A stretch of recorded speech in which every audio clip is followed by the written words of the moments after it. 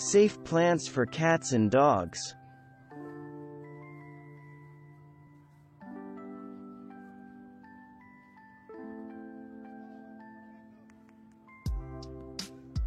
Add zinnias to your no-nonsense list of hard-performing annual flowers, and rest easy knowing that they aren't toxic to your pets, either.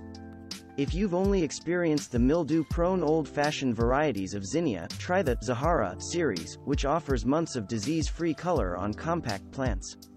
Giving zinnias a full day of sunshine and adequate spacing also reduces mildew outbreaks. The African violet has been a favorite houseplant for generations, and new cultivars will give you a reason to rediscover the merits of this plant. Ruffled flowers and pickety blossoms appear on plants that appreciate the same temperatures we do. The fuzzy leaves don't produce any harmful substances known to harm cats or dogs. Gardeners who live in areas with sharply draining soil will appreciate the merits of the ice plant, with attractive succulent leaves and daisy-like magenta flowers. Add ice plant to crevices in rock walls, or plant them along garden paths. Given full sun, the ice plant will produce its non-toxic blooms from spring until frost. When dealing with persistent plant-eating pets, sometimes the best solution is to choose a plant that was meant to be eaten. The spicy, peppery leaves and flowers of nasturtiums won't appeal to most pets, but if they do care to sample, they will get a bonus boost of vitamins A and C. Nasturtiums grow best in full sun, average soil, and the mild temperatures of spring and early summer. For households with cats, many lily species are problematic to grow. However, the Peruvian lily is a non-toxic choice for both cats and dogs. You may recognize this flower as a frequent bloom in professional flower arrangements, as it is both long-lasting and brilliant in color. Peruvian lilies are hardy to zone 6 if you mulch them with shredded leaves.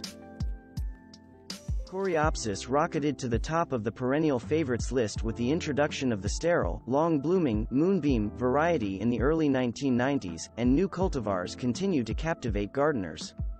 Besides its advantage of non-toxic flowers and foliage, the Coreopsis blooms its heart out in poor, dry soils, with few to no insect problems. When a plant behaves as a sentient being, it's difficult for even the most well-mannered cat or dog to restrain itself from a cautious lick or nibble. Fortunately, insects are the only ones that are harmed by the non-toxic Venus flytrap. Grow this curiosity in a mixture of peat moss and sand. Keep the soil moist, and give it bright, filtered light. Follow the pro tip of watering with distilled water, and perhaps your Venus flytrap will enable you to put your fly swatter away. If the fancy fronds of the Areca palm tempt your cat to swat and bite, you won't need to worry about digestive upset ruining your pet's evening.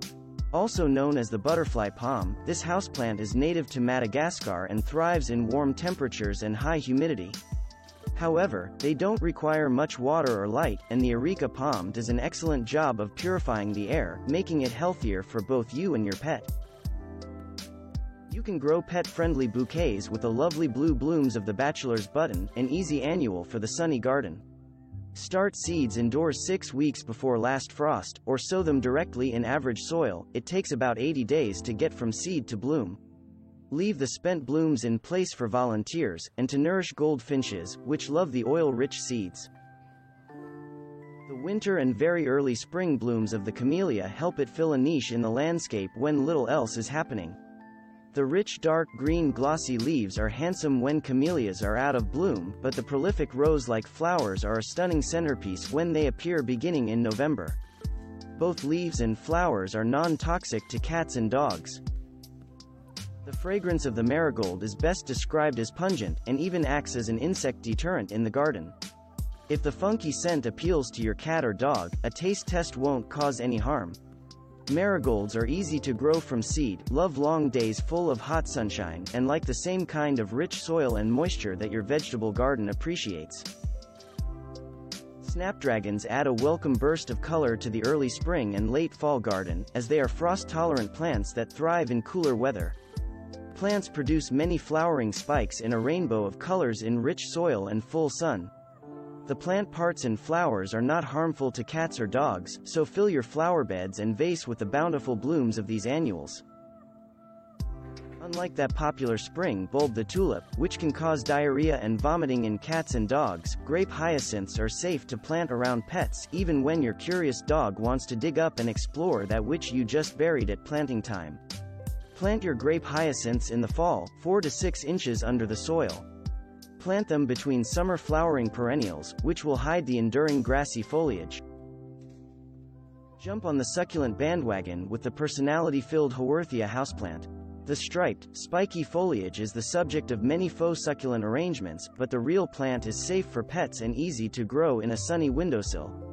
Plant Haworthia in a sandy cactus mix, and water once every 7 to 10 days. Rows of Sharon plants are prolific bloomers that thrive in a wide range of tough conditions like drought, humidity, triple-digit temperatures, and frigid winters. The vigorous bushes produce hibiscus-like flowers in shades of pink, blue, or white, and may attract hummingbirds. Also known as Althea, the Rose of Sharon is non-toxic to cats and dogs. Thanks for watching. Subscribe for more interesting videos. And please hit the like button for the YouTube algorithm.